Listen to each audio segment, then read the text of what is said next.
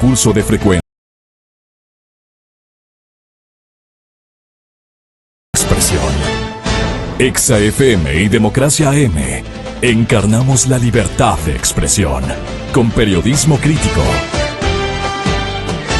922. Son 15 años de fallecido uno de los biólogos más significativos que ha tenido el Ecuador, hermano de Gonzalo, mi invitado de excepción esta mañana, y tuvimos el gusto de conocerlo, alguna vez de platicar aquí, en este estudio. Y bueno, una desgracia que fue para el país. El mayor amigo de los colibríes. De los colibríes, ¿no? Sí. 15 años, ¿cómo ha pasado el tiempo? Sí. Estaba leyendo un artículo tuyo, por eso recordé este momento, Gonzalo. Gracias por hacer esa mención para comenzar esta entrevista. Me emociona que lo recuerdes. Como sabes, Fernando fue el primer PhD en biología ecuatoriano. Le habían antecedido varios grandes científicos, pero todos autodidactas.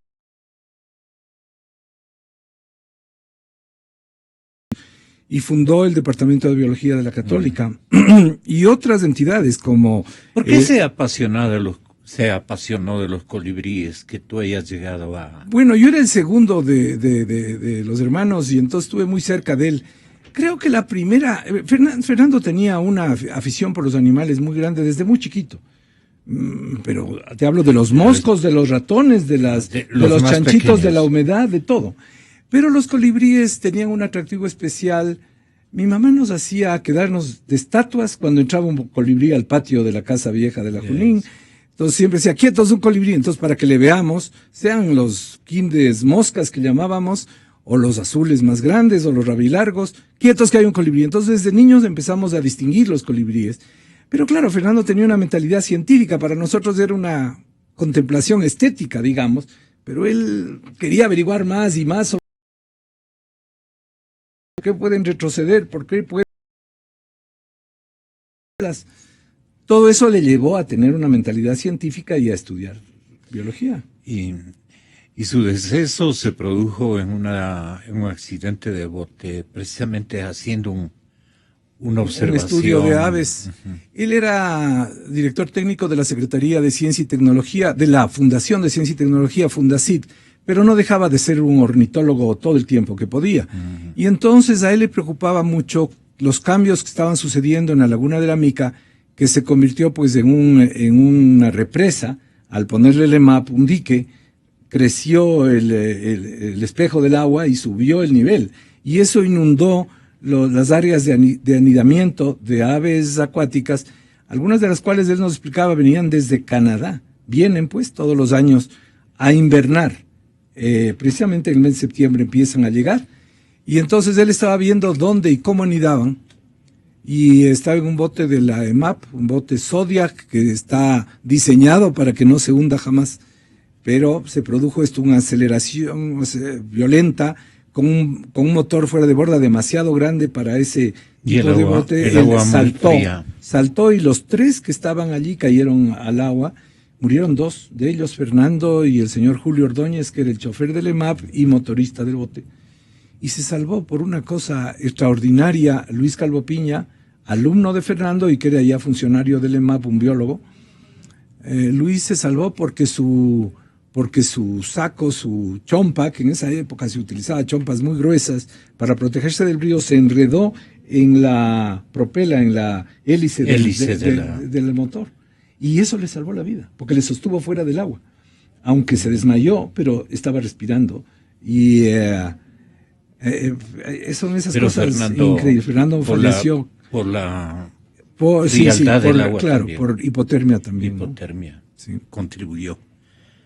Bueno, pero...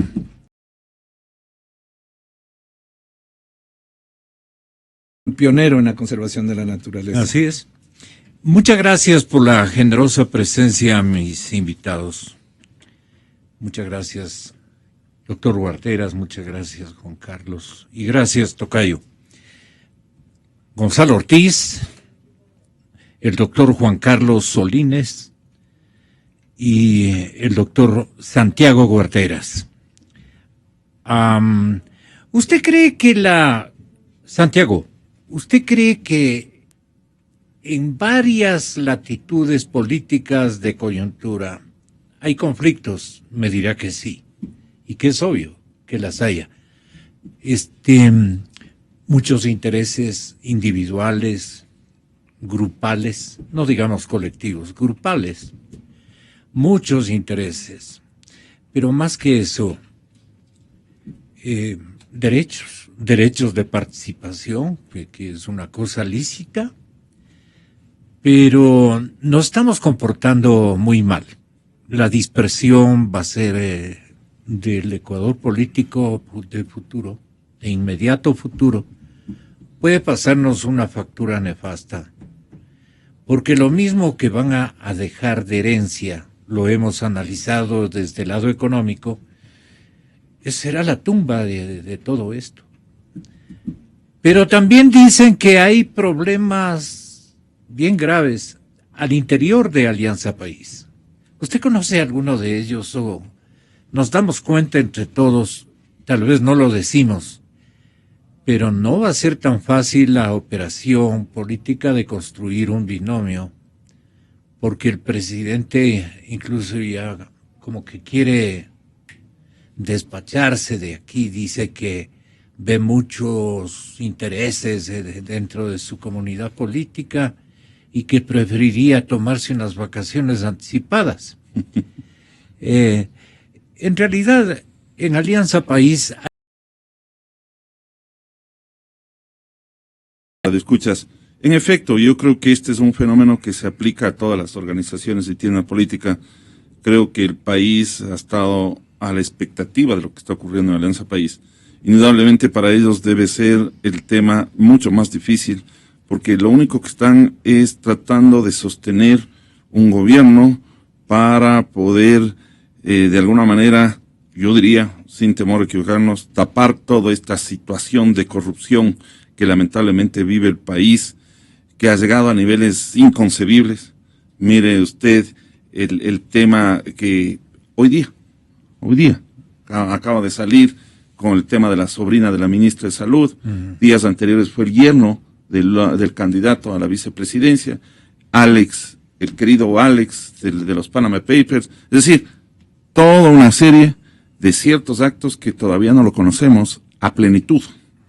Es una muestra, unos pequeños, y claro, saben que frente a unas autoridades efectivamente control, no fiscalía ni contraloría de bolsillo, sino fiscal y contralor que efectivamente cumplan con su deber, vamos a ver y vamos a expectar el acto, la corrupción, que yo creo es el legado junto con el empobrecimiento que nos está dejando el corrido.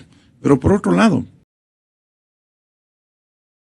el endeudamiento y la crisis económica galopante que tenemos, que yo creo que se lo debe tratar con propiedad, la quiebra que vive el país, y que se lo mira igualmente todos los días. Mire, Gonzalo, es inconcebible que el Seguro Social haga préstamos. Ni nos quieren ver, discúlpeme la expresión, pero hay que ser duro, la cara de tontos, diciéndonos que es una entidad que está en plena solvencia, que tiene liquidez. Entonces la pregunta es, han ido a comprobar la solvencia, ¿no? Si son tan solventes, ¿para qué me endeudo? Para pagar intereses. Es decir, discúlpeme, nos están viendo esta situación que es inconcebible. ¿Por qué cree que subestiman al pueblo y a la ciudadanía más o menos instruida de nuestro país?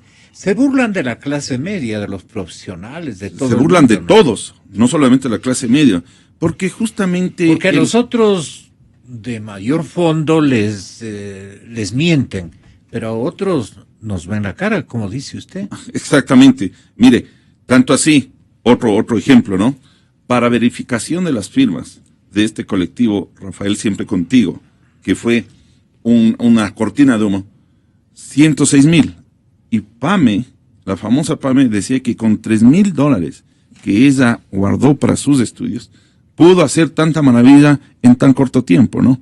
Entonces, toda esta serie, lo único que hacen es difundir un programa que es un populismo, caudismo totalitarismo que lo único que vende a la gente es publicidad, porque la realidad es otra. Doctor, pero yo le preguntaba, ¿qué conoce está ocurriendo dentro de Alianza País? Mire, al interior hay fuerzas... Hay tres líderes. Correa, el señor presidente, Glass, el vicepresidente y Moreno. Y el ex Y vicepresidente. ahí las luchas son fratricidas, están justamente... ¿A usted cree que son...? Por supuesto, hay gente que obviamente son amigos de Alianza País, que relatan el hecho de que unos están con la tendencia de Lenín Moreno, que le ven progresista de izquierda, otros con el lado de Glass, que le ven de derecha, pero que son la misma cosa, al final son la misma cosa, representan lo mismo, representan la crisis, tanto así que Lenín Moreno acaba de afirmar que es necesario mantener los impuestos, que hay que mantener el gasto corriente, es decir, es el continuismo del correísmo, mientras todos estamos pensando cómo cambiar el modelo para que con seguridad y confianza jurídica se pueda crear un modelo que genere progreso, que genere riqueza, que permita que los ecuatorianos tengan empleo. Aquí están pensando en mantener los impuestos, las salvaguardias y el mismo esquema económico que ha empobrecido. Entonces, yo digo, ¿qué hay finalmente de diferencia que sea Glass o Moreno o Correa, si lo que representan ellos es el correísmo como tal, que ha provocado tanto daños a los hogares y al pueblo ecuatoriano? Pero no prima una carga política, el conflicto no prima por distancias ideológicas. Pero por supuesto, en ellos está primando uno y otro, aunque también se escucha eso. El candidato es simplemente una primera etapa, porque luego utilizarán cualquier otra circunstancia, inclusive se piensa en la renuncia de Moreno para que acceda Glass, que es la persona de confianza de Correa, que eso todo el mundo lo sabe, ¿no? Correa... O sea, ¿eso anticipa un gran conflicto, doctor Solines, en Alianza País? Para ir empatando. Gracias, Gonzalo. Un saludo a Gonzalo, Santiago y a la audiencia que nos escucha. Bueno, yo creo que la situación política del partido de gobierno de Alianza País es la de todo movimiento caudillista, populista, desgastado por el ejercicio del poder, en donde al cabo de 10 años de un irresponsable manejo del país, un irresponsable manejo de la economía, se ven abocados no a continuar el proyecto político que está en decadencia, sino a mantenerse en el poder. Es decir, tienen demasiado que perder si dejan todos estos espacios de poder que controlan ahora, porque no solamente es el ejecutivo, sino es el judicial, es el legislativo. Y claro, después de 10 años de total y absoluto control, sin ningún contrapeso institucional que permita fiscalizar la labor y la gestión y la administración de los recursos, que permita fiscalizar la gestión, que también pues es un tema que habrá que hablar en algún momento, porque no solamente es el despilfarro y la corrupción, es también la ineficiencia en la gestión. Pero bueno, decía, frente a esa situación, frente a ese panorama, este tipo de movimientos caudillistas, como Alianza País, se enfrenta a una disyuntiva. El principal fin para ellos, es precautelar su principal activo, que es el caudillo. Es decir, ellos saben que aunque sufrieran un revés electoral como sufrieron en el 2014 en las elecciones seccionales, ¿no? Lo importante es que su caudillo permanezca indemne y latente. Porque si es que tienen un revés ahora en el 2017, pues lo prepararán para que retorne en algún momento. Teniendo como objetivo principal el precautelar a su caudillo, que es Correa, y estar a su voluntad, porque el señor, entre que amenaza a la oposición que me molestan y me lanzo, que no porque mi familia no me deja, que no que me voy a vivir a Bélgica, pero si es que es necesario me quedo. Entonces, en ese vaivén de opinión, que refleja también su estilo de gobierno, un estilo bipolar de gobierno, claro, las huestes están a la expectativa de lo que diga el caudillo. ¿Se lanza o no se lanza? ¿La PAME le presenta las firmas? ¿Seguimos con el proceso? No. El presidente del Consejo Electoral se le cuadra y dice, señor presidente, ¿procedo con la consulta o no? O sea, todo el mundo está a la expectativa de lo que diga el caudillo. Este tema político que usted acaba de enunciarlo, ese sí me invita a preguntarle, ¿cuál es el sistema político bipolar que estaría vigente. El sistema bipolar es el que no responde a ninguna ideología, el que no responde a ningún lineamiento programático ni ideológico, sino que está al vaivén del humor del caudillo, de la emoción, ¿no? Y como hay una alta dosis de prepotencia intelectual, porque él cree que sabe todo y todos los demás no saben nada. Entonces, claro, evidentemente es un gobierno que está pues con un director de orquesta que a veces se chifla, ¿no? Y toca música clásica o toca rock and roll de acuerdo al ánimo. Pero decía, para terminar el análisis, decía, frente a este escenario que es proteger al caudillo y permanecer en el poder para no permitir que se descubran las trafacías de la corrupción, ahora tienen dos opciones. Uh-huh. Y yo plantearía, solamente para abrir el debate para el que he sido invitado, en mi criterio las dos opciones son un grupo de partidarios del gobierno, no voy a decir de Alianza País, porque muchos no son de Alianza País, pero son partidarios, un grupo que los denominaría los utilitarios pragmáticos. ¿Quiénes son ellos? Que quieren utilizar la figura y la popularidad de Lenín Moreno. Lenín Moreno. A pesar de que saben que Lenín Moreno es medio disparado, que de repente se puede resbalar y como cuando fue vicepresidente trató de temperar un poco la actuación del gobierno, trató de hacerse el simpático con la prensa, ¿no? Uh-huh. Mientras socapaba y era copartícipe de todos los atropellos. Pero digamos que saben las huestes de Alianza País. ¿Es ideológicamente mucho más radical que el presidente Correa? No sé si es que ideológicamente sea más radical, pero en todo caso, vicepresidente Glass sí. Pero en todo caso, las huestes de Alianza País y el círculo íntimo del caudillo saben que es una persona que sobre la cual no tienen total control. Entonces, un grupo de los utilitarios pragmáticos que quieren usar. Nunca le ha podido controlar, perdone por insistir, nunca le ha podido controlar el señor presidente a su vicepresidente anterior. Al menos no de la forma como la ha contratado otro. Pero, Jorge. Exacto. Pero en todo caso, yo creo que quienes respaldan a Lenín Moreno son estos utilitarios pragmáticos que quieren usar su figura. Y en el otro lado, están los temerosos y fanáticos de Alianza País y del proyecto corrupto que está terminando, que quieren uno de los suyos, pero de cepa, de hasta la médula, que sepan que les va a proteger y que va a encubrir. Y qué mejor que postular o proponer el nombre de quien estaba encargado de los grandes proyectos emblemáticos de los sectores estratégicos. Podríamos hablar. Yo creo que son los más temerosos de que se les acabe la teta, los más temerosos de la fiscalización. Es decir, como dice el viejo adagio, Dios los cría y ellos se juntan, ¿no? Entonces, si uno ve quiénes le apoyan a Glass, ellos están súper temerosos. Va a ver que están ahí. Explíquenos esto. Usted calcula que están muy nerviosos. Hay un sector que está realmente aterrado de que pudieran perder el poder. Están aterrados. Y no quieren ni siquiera arriesgarse a que llegue al poder una persona que pueda irse de las manos. Entonces quieren un obsecuente y absolutamente entregado a la revolución ciudadana y a todo lo que esa revolución ha significado para el país en cuanto a la tragedia económica, en cuanto a la tragedia de corrupción. Entonces, claro, el perfil de Glass creo que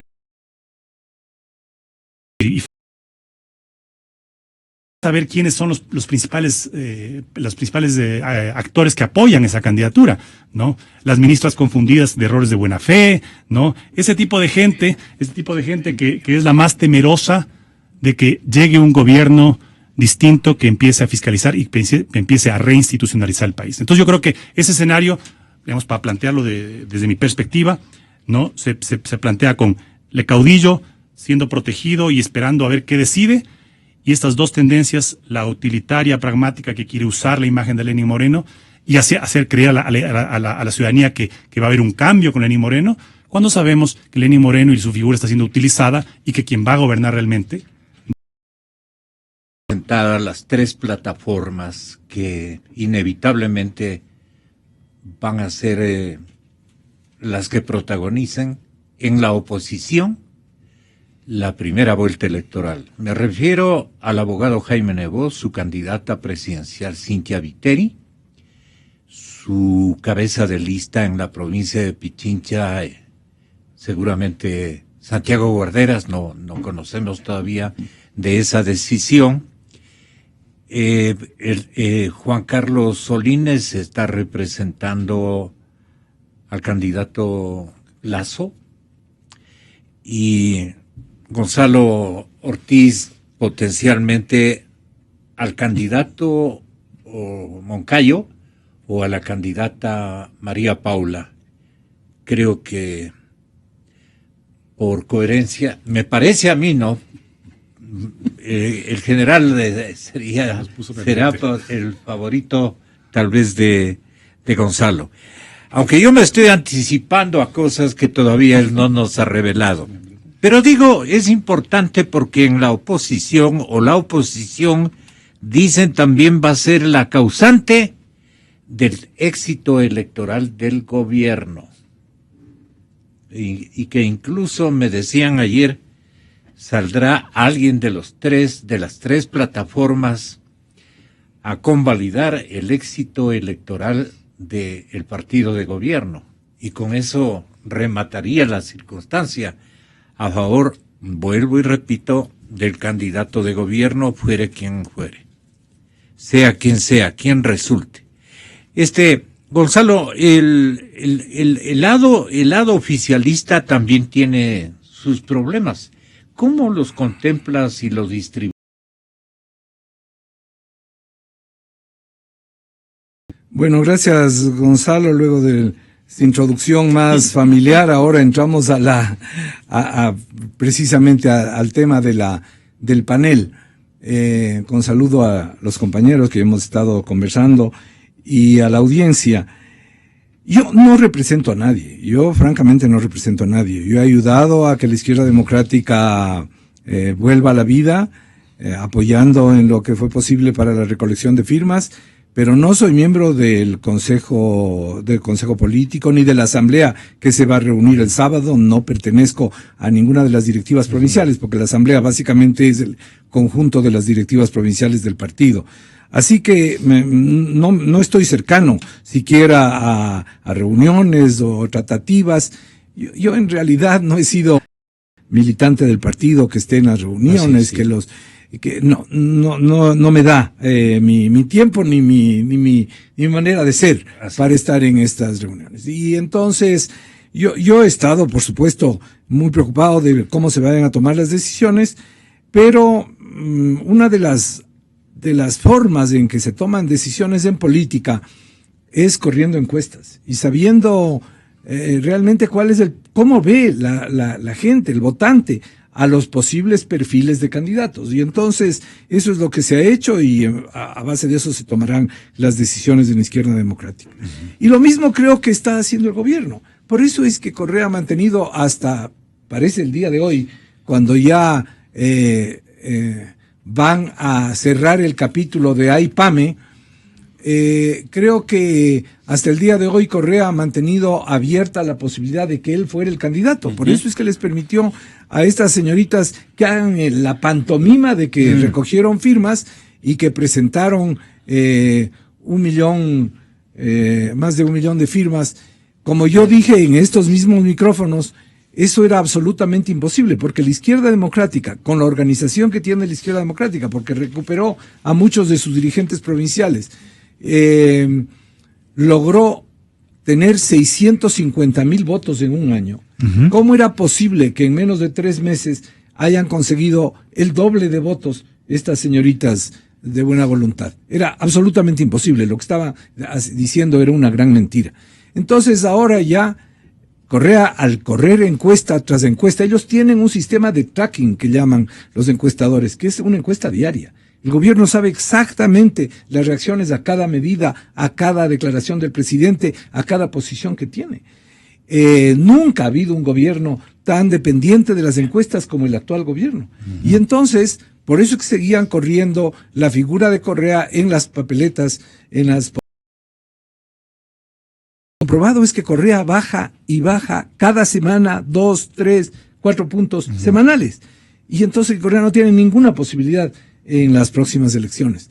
Mientras que Moreno ciertamente atrae más votantes, pero como bien decía en sus análisis los compañeros que están aquí, le consideran poco confiable, ¿no? Porque es voluble como personalidad, como ideología, es voluble, y entonces no le consideran tan confiable como en cambio a Glass, quien no atrae votos ni en el jardín de su casa, pero en cambio es el hombre de la cúpula, ¿no?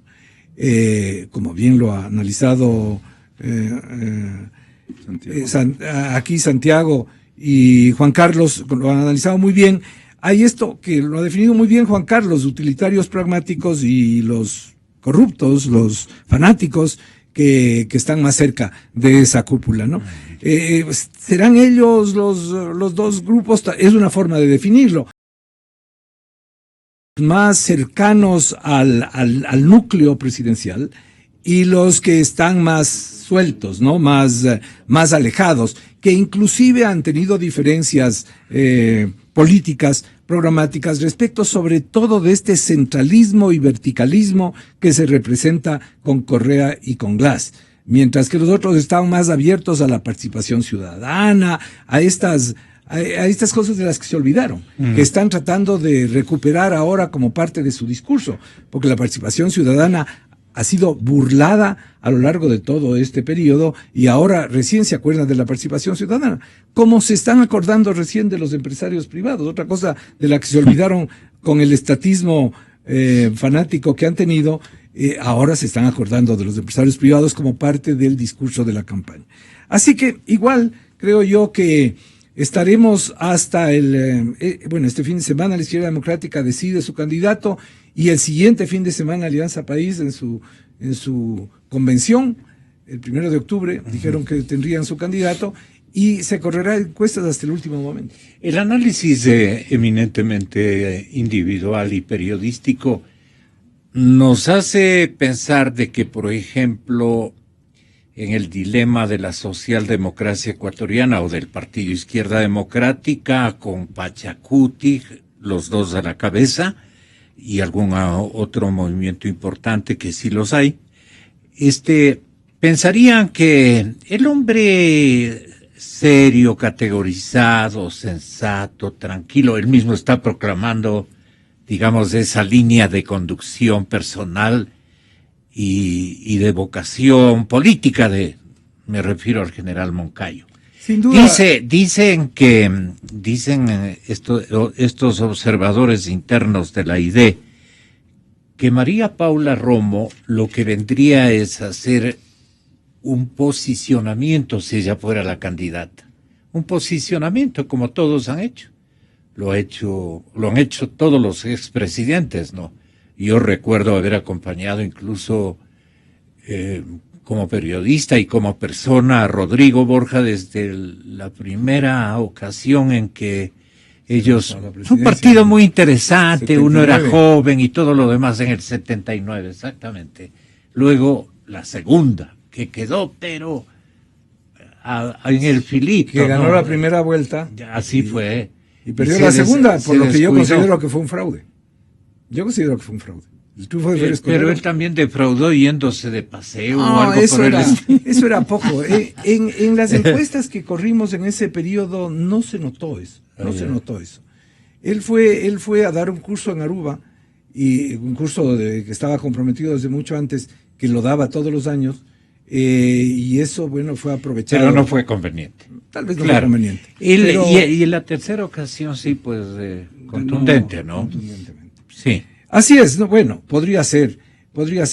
Las encuestas, primero, antes que nada, quiero decirte, ya que me estás planteando los dos perfiles, que sin duda ninguna vivos del Ecuador. Es un hombre con una mirada estratégica. Yo, que colaboré con él algunos años en el municipio, lo puedo decir con claridad. Pocas personas tienen esa mirada compañeros estratégica. De Cabildo. Claro, pues él como alcalde, yo como concejal, pero antes fui incluso asesor de él en el tema de comunicación cuando él subió de alcalde.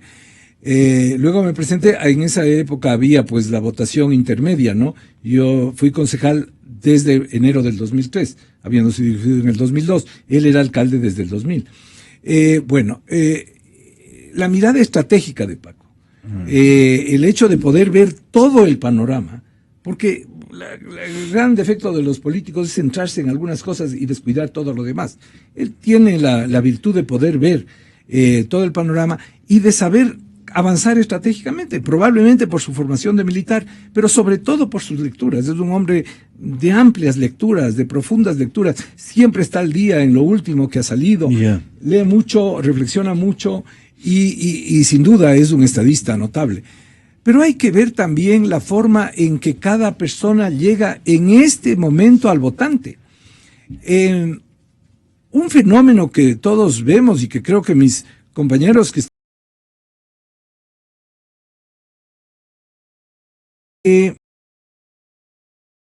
la población que está absolutamente decidido a votar por cualquier persona que signifique la continuidad del actual modelo.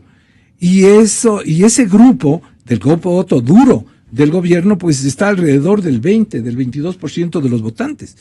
Y con el gran aparato de propaganda que tiene el gobierno, con el árbitro vendido que tienen, con la cancha inclinada, eso le va a favorecer muchísimo. Sí, hay árbitro vendido, ¿no? Ay, pues está clarísimo, ¿no es cierto? El Tribunal Electoral responde a las órdenes que salen de Carondelet. Sí. Está clarísimo. Y hay que ver cómo se comporta ahora. Y el hecho de la observación electoral es importantísima. El hecho de la presencia de los partidos políticos en cada una de las mesas electorales va a ser decisiva para el momento de las elecciones. Unir a las tres plataformas, doctor Solines, con su permiso, Santiago, unir a las tres plataformas y definir un solo candidato me parece que es una negociación muy complicada, definitivamente. Por la parte ideológica, ¿no? La parte ideológica, dicen dos candidatos de derecha y uno de centro izquierda. No podrían animarse a decir más del general socialdemócrata como un hombre más bien de centro, con esta ventaja, este valor agregado que tiene él. Bueno, pero en el partido de gobierno, en la alianza de gobierno, Participación Ciudadana, ¿cree usted que va a tener conflictividades muy, muy fuertes y que irán cada uno por su lado? Me refiero por lo menos a los dos vicepresidentes, ¿no? El que fue y el que está. Por el ánimo que le va a dar, el empuje que le va a dar el presidente de la República al señor ingeniero Glass. El otro, si es que hubiera aquello resentido, iría, pero como por un tubo, a postularse independientemente. Ahí habría una polarización del partido de gobierno inevitablemente. Imagínese usted ese escenario. ¿Es factible o no es factible que pueda ocurrir? A ver, Gonzalo, vamos por partes. Su pregunta tiene algunos elementos. En primer lugar, es para terminar el análisis de Alianza País. Y yo estoy convencido de que los utilitarios pragmáticos que quieren usar la figura de Lenín Moreno, justamente como el nombre lo indica, es para utilitariamente pensar que pueden ganar la presidencia porque tienen acarrea más votos, es más popular o lo que fuere, ¿no? Sin embargo, debemos estar claros todos los ecuatorianos que el proyecto y el plan que tiene Alianza País es que Jorge Glass, desde la vicepresidencia, si es que llegara a producirse el milagro de que vuelvan a ganar, va a ser quien conduzca las riendas de este país. Y la gente tiene que tomar en consideración eso.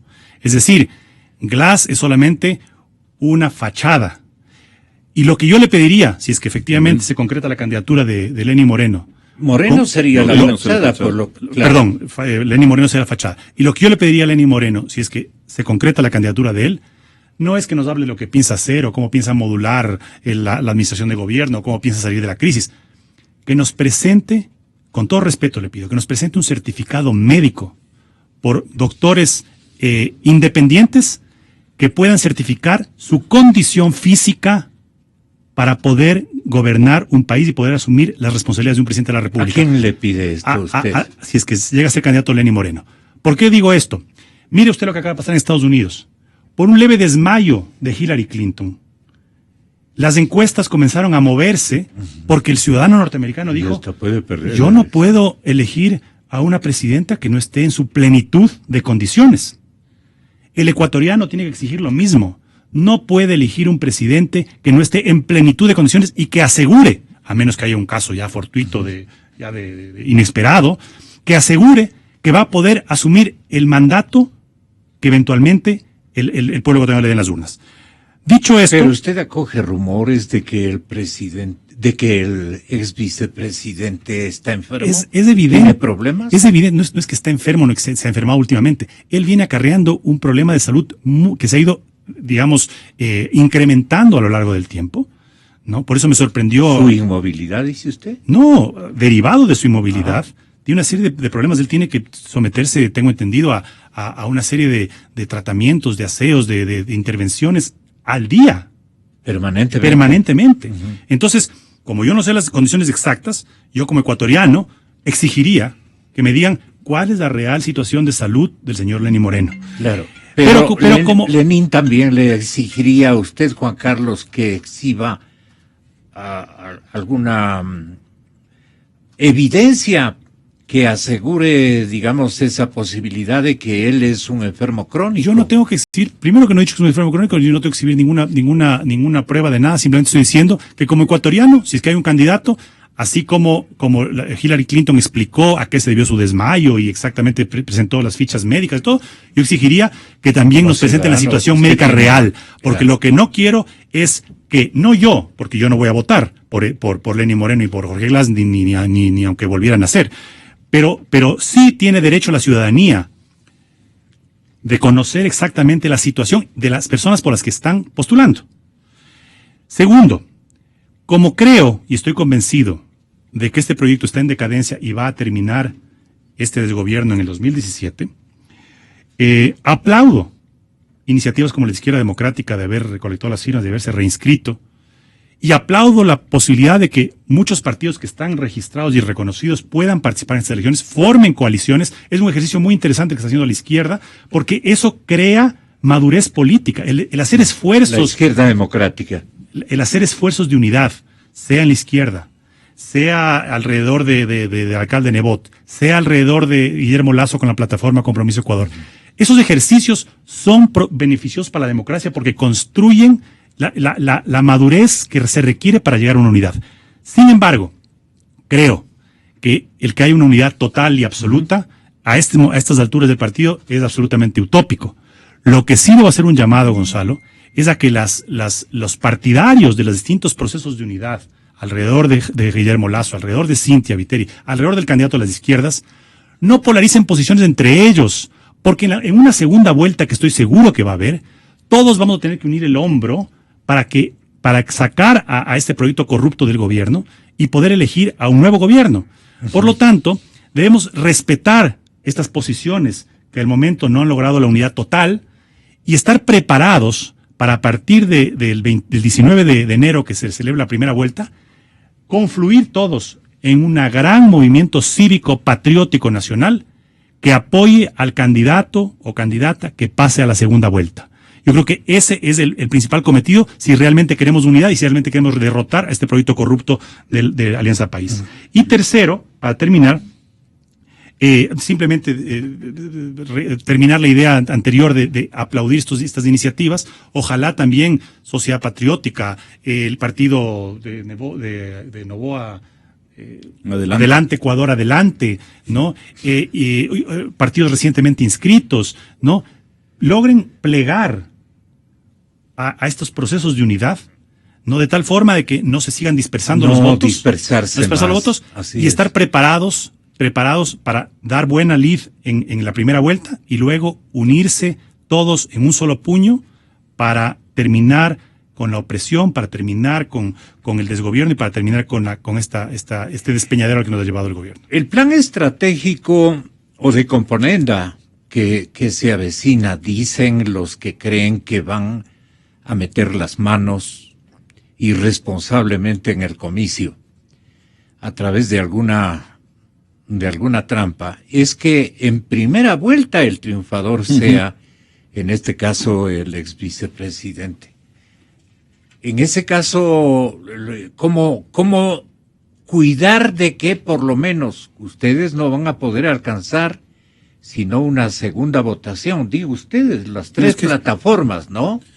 Entonces, cohesionarse después, si hay un plan estratégico, un estratagema para que gane uno de los candidatos del oficialismo en primera vuelta, le veo cosa bastante complicada. ¿De hacerlo o de no hacerlo? ¿Cuál es su opinión, Santiago Guarderas? Justamente lo que hemos hecho en estos momentos, todas las fuerzas hemos conformado este acuerdo de vigilancia por la transparencia del voto.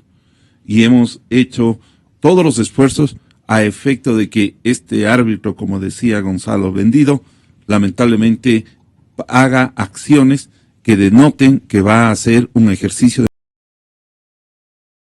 conseguido. Porque, mire, hasta ahora no tenemos el padrón electoral, ¿sí? Perfectamente depurado. No hemos podido hacer las auditorías de los diferentes sistemas informáticos. Tenemos todavía pendiente el tema de quiénes van a designar, quiénes van a ser los vocales de las juntas electorales del voto.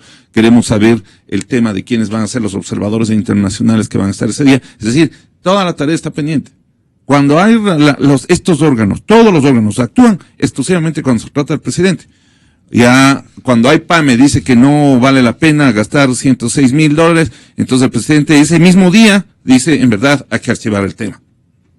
Por eso, Gonzalo, yo creo que este tema que usted señala del control electoral es esencial, es primordial en todo lo que significa este proceso electoral, porque va justamente a derivar en que podemos haber hecho todos los esfuerzos, haber sacado los mejores candidatos, hacer las uniones, pero si ese día no tenemos el control, ese día vamos a perder las elecciones. ¿Y entonces qué sugiere su plataforma? Bueno, en eso estamos haciendo esta unidad, el acuerdo sigue funcionando, estamos dando los pasos, pero no tenemos la respuesta por parte del Consejo Nacional Electoral. El Consejo actúa en función de que todo lo manda. Y aquí, Gonzalo, justamente ese es, yo creo, el punto que el ciudadano tiene que hacer la distinción.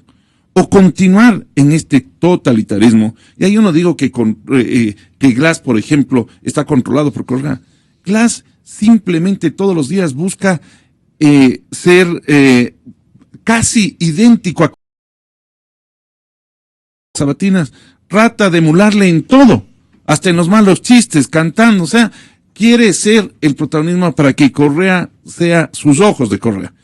Y tenemos un control absoluto, la justicia, el Consejo Nacional Electoral, la Corte Constitucional, los jueces. Recuerde usted lo que acaba de ocurrir con las acciones de protección en contra de los militares. Es decir, el ciudadano tiene dos opciones. O seguir en este correísmo con cualquier careta que tenga usted, sea Correa, sea Moreno, sea Glass, o el cambio que quiere el país que va a permitir salir no solamente de este estado de podredumbre, diría yo, de corrupción, sino también de este estado de quiebra económica. El ciudadano tiene dos opciones, no importa quién sea, o seguir en este correísmo, en este caudillismo, en este populismo, que nos va a llevar a Venezuela, a ese modelo, que ya nos falta poco, o tenemos la posibilidad, en este momento histórico, de hacer un cambio profundo. Y en esto tenemos que todos pensar, y ahí viene el núcleo de la unidad, más allá de las ideologías, de las regiones, de los partidos, en la bandera tricolor. Debemos pensar en el Ecuador. El doctor Gonzalo Ortiz termina el programa. Bueno, yo creo que sería equivocado echar la culpa a los movimientos, o a los tres movimientos cuyas tendencias estamos aquí, el hecho de alguna manera, bueno, cercanos, digamos. Hacia el dolor. No, es que como no tengo ninguna... Sí, no, Gonzalito, tienes toda la razón. No, ni Juan Carlos tampoco. Santiago sí, porque él es director provincial de un partido, pero nosotros no. A lo que iba es que la culpa, si es que hay que echar la culpa, es al sistema electoral que tenemos. Uh-huh. El hecho de que las votaciones sean en la primera vuelta, que las votaciones para la asamblea, la elección de asambleístas sea en la primera vuelta, es una cosa estructural que impulsa a la división. Y en cambio le favorece a Alianza País, que es un movimiento en el que se han juntado de todas las vertientes, pero y que aparece como muy cohesionado, se han unido, claro,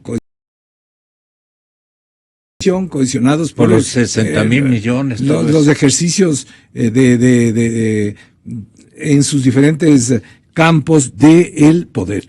Entonces, claro, como tú dices, Tocayo, Moreno, según una de las encuestas, podría alcanzar el triunfo en la primera vuelta y no habría segunda vuelta.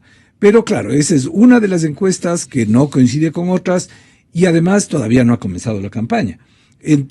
Hay que creer que el pueblo ecuatoriano va a reflexionar mucho más, que no va a confiar ciegamente en un modelo que le está haciendo daño y que va a poder escoger un par de candidatos para la segunda vuelta, donde al menos uno de ellos signifique una opción distinta a estos 10 años de corrupción, de persecución, de atropello de los derechos humanos, de atropello de la libertad de expresión que hemos vivido. Compatriotas, ustedes están en la obligación de pensarlo. La coyuntura nacional así lo exige. Buenos días, muchas gracias. Hasta el día de mañana. Miles de personas nos escuchan diariamente. Es su derecho a seguirlo haciendo.